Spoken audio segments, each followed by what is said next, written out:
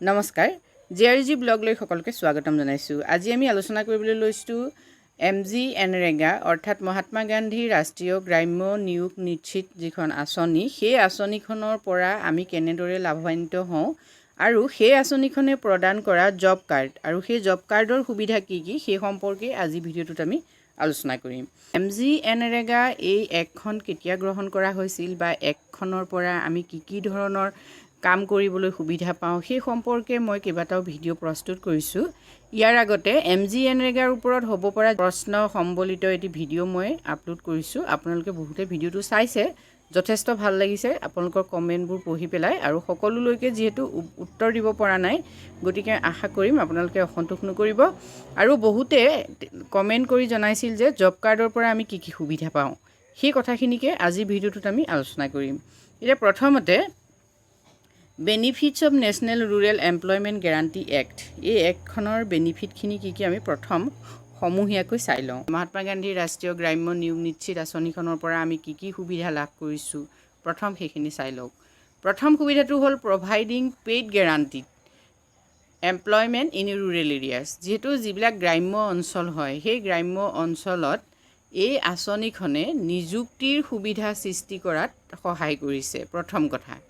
দ্বিতীয়তে আহিলে increase spending power in village to drive India's consumption growth. এতিয়া চাওক, যিহেতু দেশ এখনত তেতিয়াহে অৰ্থনীতিৰ বিকাশ হয় যেতিয়া দেশখনৰ উপভোগ বৃদ্ধি হয়। এতিয়া দেশখনত উপভোগ বৃদ্ধি হ'বলৈ হ'লে কি হ'ব লাগিব? প্ৰথমতে দেশখনৰ যিসকল জনসাধাৰণ আছে সেই জনসাধাৰণৰ পাৰ্চেজিং যিটো পাৱাৰ অৰ্থাৎ যিটো ক্ৰয় ক্ষমতা, সেই ক্ৰয় ক্ষমতা বৃদ্ধি হ'ব লাগিব।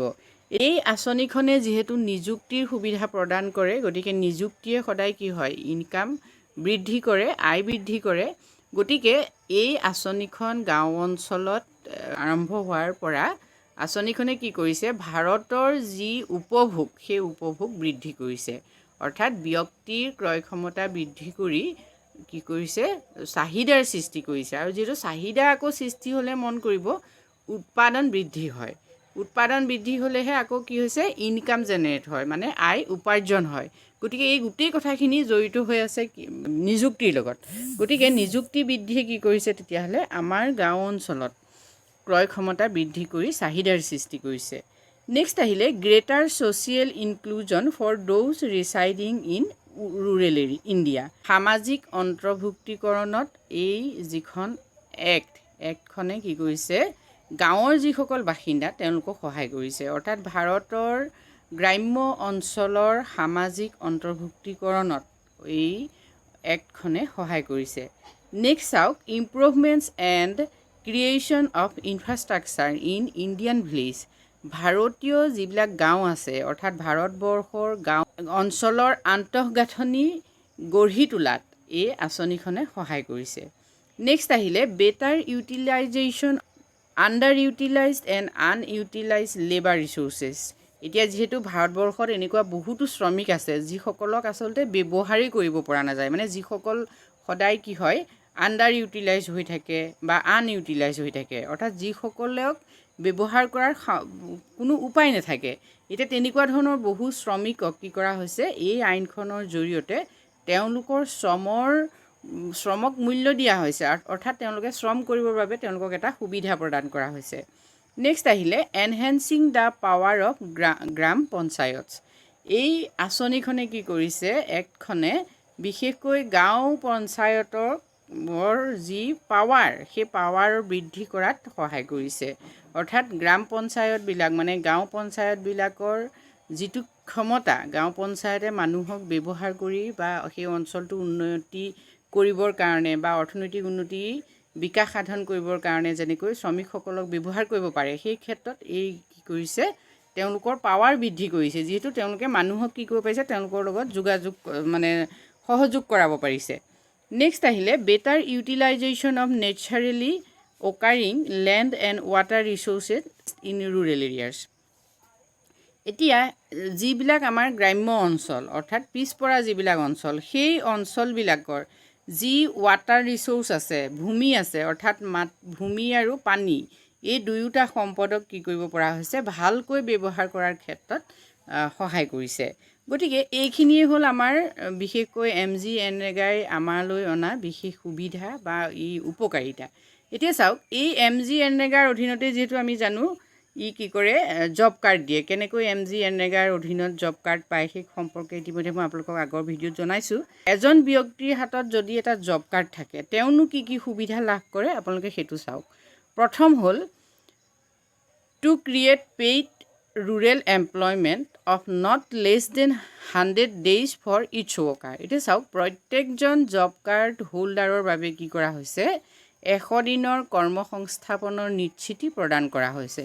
আৰু সেই 100 দিনৰ কৰ্মসংস্থাপনত তেওঁ কি কৰিব, যিহেতু পেইড, সেইটো আমি মনত ৰাখিম যে তেওঁ কাৰণে এটা উপাৰ্জন সৃষ্টি কৰাৰ এটা প্ৰক্ৰিয়া, যিহেতু 100 দিনৰ বাবে প্ৰতিজন ৱৰ্কাৰকে কি হৈছে, নিশ্চিতি প্ৰদান কৰা হৈছে এই আঁচনিখনৰ জৰিয়তে। অৰ্থাৎ যদি আপোনাৰ হাতত এখন জব কাৰ্ড আছে, তেতিয়াহ'লে বছৰটোত 100 দিনৰ বাবে আপুনি উপাৰ্জন সক্ষম হৈ থাকিব পাৰিবই। অৰ্থাৎ 100 দিনৰ আপুনি কাম পাবই। নেক্সট পইণ্টটো চাওক, making sure there is social inclusion by strengthening livelihood depending on the rural poor. এতিয়া যিসকল গ্ৰাম্য অঞ্চলৰ দুখীয়া ব্যক্তি আছে, তেখেতসকলে জীয়াই থাকিবৰ বাবে তেখেতসকলৰ নিশ্চিতি প্ৰদান কৰা হৈছে। তেখেতসকলক কি হৈছে, সামাজিকভাৱে অন্তৰ্ভুক্তিকৰণৰ জৰিয়তে তেখেতসকলৰ যি জীৱিকা নিৰ্বাহ পদ্ধতি, সেই জীৱিকা নিৰ্বাহ পদ্ধতিক কি কৰা হৈছে, ষ্ট্ৰং কৰি তোলা হৈছে, মানে শক্তিশালী কৰি তোলা হৈছে। গতিকে এজন ব্যক্তিৰ হাতত যদি এটা জব কাৰ্ড থাকে, তেতিয়া সেই জব কাৰ্ডটোৰ জৰিয়তে তেখেতে কি কৰিব পাৰিব, জীৱন ধাৰণৰ বাবে উপাৰ্জন কৰিবলৈ সক্ষম হৈ থাকিব। নেক্সটটো চাওক, creating the durable assets in the rural areas like ponds, wells and canals. এতিয়া এই আঁচনিখনৰ সহায়ত কি কৰা হৈছে, যিবিলাক ডিউৰেবল এছেটছ, যেনে আমাৰ যি গ্ৰাম্য অঞ্চল আছে, সেই গ্ৰাম্য অঞ্চলবিলাকৰ কিছুমান গুৰুত্বপূৰ্ণ যিবিলাক সম্পত্তি, যেনে ধৰি লওক পুখুৰী, নেক্সট আহিলে কুঁৱা, কেনেল, মানে যিবোৰ আমাৰ নদী টাইপত আছে, সেইবিলাকৰ কি হৈছে, উন্নতি সাধন কৰাত এই সহায় কৰিছে। নেক্সট আহিলে lessens down the urban migration from rural areas. এইটো এটা গুৰুত্বপূৰ্ণ কথা। চাওক, যিহেতু জব কাৰ্ড এখন হাতত থকাৰ লগে লগে কি হৈছে, মানুহবোৰে সাধাৰণতে কাম কৰিবলৈ যিহেতু নিযুক্তি তেওঁলোকে পাইছে, 100 দিনৰ যিহেতু সংস্থাপনৰ নিশ্চিতি পাইছে, গতিকে গাঁও অঞ্চলৰ যিসকল শ্ৰমিক হয়, সেই শ্ৰমিকবিলাক কি হৈছে, মাইগ্ৰেটেড হোৱা নাই। মানে সাধাৰণতে কি হয়, আমাৰ গাঁও অঞ্চলত যিসকলে কাম কৰে, তেওঁলোকে সদায় কি হয়, নগৰ অঞ্চলত গৈ তেওঁলোকে কৰ্মসংস্থাপন বিচাৰিবলগীয়া হয়। এতিয়া যিহেতু জব কাৰ্ড থাকিলে কি হয়, নিজৰ অঞ্চলতে কাম কৰাৰ সুবিধা পায়, গতিকে তেওঁলোকে কি কৰিবলগীয়া হোৱা নাই, প্ৰব্ৰজন হ'বলগীয়া হোৱা নাই। অৰ্থাৎ প্ৰব্ৰজিত নিবনুৱাৰ পৰিমাণটো লাহে লাহে কমিছে। নেক্সটটো হ'ল come up with a rural infrastructure making use of untapped rural labour. এতিয়া সেই ৰুৰেল যিসকল শ্ৰমিক আছে, মানে যিসকল গ্ৰাম্য শ্ৰমিক আছে, সেই গ্ৰাম্য শ্ৰমিকসকলে কি কৰিছে, এই কামত লগোৱাৰ লগে লগে তেওঁলোকে নিজেই নিজৰ অঞ্চলটোৰ যি আন্তঃগাঁথনি, সেই আন্তঃগাঁথনি বৃদ্ধি কৰাত তেখেতসকলে কাম কৰিবলৈ। নেক্সট আৰু কেইটামান আছে, আপোনালোকে চাই লওক। You can now quickly check any details or notification related to NREGA scheme through its official website.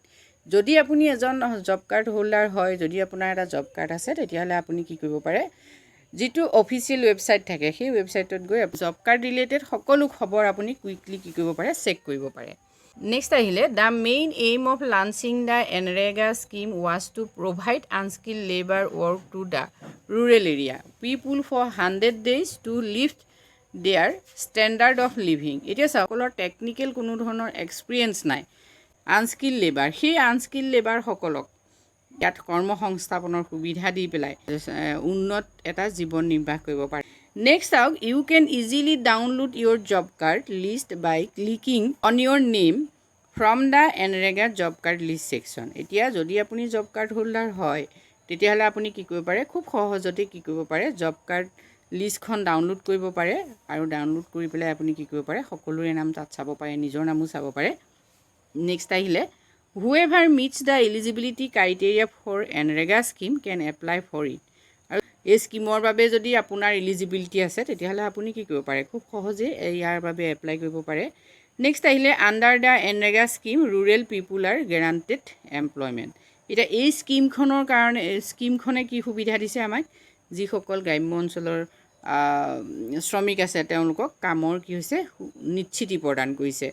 নেক্সটটো চাওক, in the NREGA job card you will find information about the tenure of work that the person has to do. এটা যদি আপুনি job card holder হয় তেতিয়াহ'লে আপুনি সহজেই কি কৰিব পাৰিব, এই জব কাৰ্ডৰ জৰিয়তে যিকোনো ধৰণৰ কাম কৰিবলগীয়া হ'লে আপুনি সকলো খবৰ পাব। লগতে আমি আৰু এটা কথা কৈ থওঁ যে under the NREGA scheme rural people are guaranteed employment and minimum wages.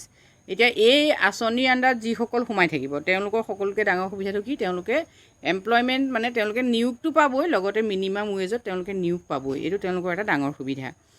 Next আহিলে if the government could not provide work to the applicant within 15 days then the government will pay an employment allowances to that person. এইটো অতি গুৰুত্বপূৰ্ণ। If the government could not provide work, যদি 15 দিনৰ বাবে যদি applicant এজনক মানে job card holder এজনক যদি চৰকাৰে কোনো ধৰণৰ নিযুক্তি দিব নোৱাৰে, মানে কাম দিব নোৱাৰে 15 দিনৰ বাবে, তেতিয়াহ'লে কি কৰিব লাগিব, তেওঁক 15 দিনৰ এলাউন্স দিব লাগিব, অৰ্থাৎ ভাত্তা দিব লাগিব। এইটো জব কাৰ্ড হোল্ডাৰৰ বাবে অতি গুৰুত্বপূৰ্ণ কথা হয়। যিহেতু হাতত যদি জব কাৰ্ড এটা থাকে তেতিয়াহ'লে তেওঁ কি কৰিব নালাগে, অন্ততঃ মিনিমাম ৱেজ এটা পাব, ভাত্তা হ'লেও মানে তেওঁক দিব লাগে। গতিকে এইখিনিয়ে হ'ল জব কাৰ্ড হোল্ডাৰৰ বিশেষ সুবিধা। এতিয়া আপোনালোকৰ হাতত যদি জব কাৰ্ড আছে তেতিয়াহ'লে আপোনালোকে এই সুবিধাখিনি উপভোগ কৰিব পাৰিছেনে নাই, বা সকলো সুবিধা ইয়াত উল্লেখ কৰাৰ দৰে পাইছেনে? যদি পোৱা নাই তেতিয়াহ'লে কমেণ্ট কৰি জনাব।